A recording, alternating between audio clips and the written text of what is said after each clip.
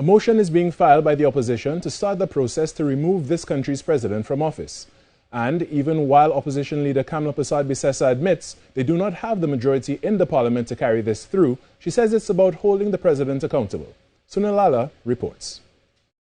No such procedure has ever been triggered in the history of Trinidad and Tobago. UNC leader Kamla Persad-Bissessar says the opposition has commenced the process to remove President Paula May Weeks from office, alleging that she interfered in the operations of the Police Service Commission.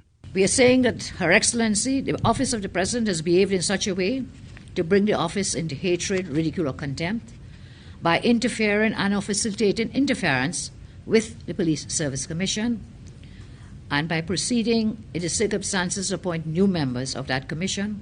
Mrs. Persad-Bissessar says when this motion is filed, the Speaker of the House must convene a joint sitting of Parliament to debate the matter.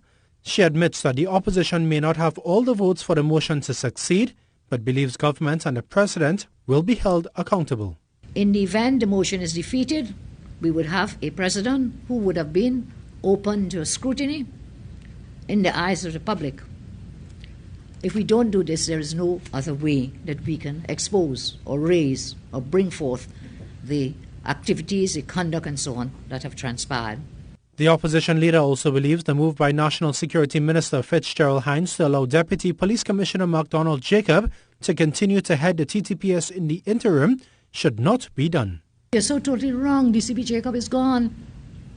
He may be there in a different capacity. I'm not sure of that, but he cannot head the police service.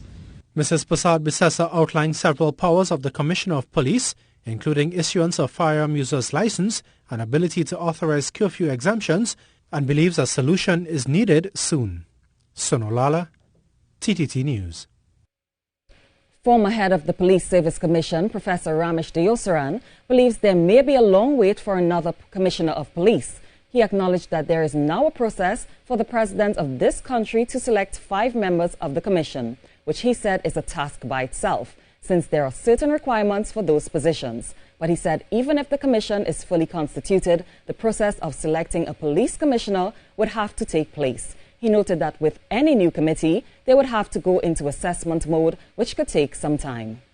Whilst Justice Kangaloo initiated the revision of the process, I think we are in for a longer haul than anticipated, because assuming that we appoint these 5 people within the next week, and that is being very charitable, they have a lot of homework to do.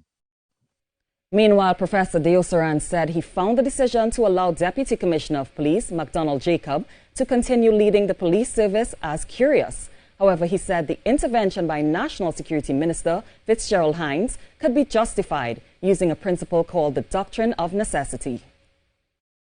In any organizations or country for that matter, if there is no law or no system in place to remedy an emergency, an exceptional case,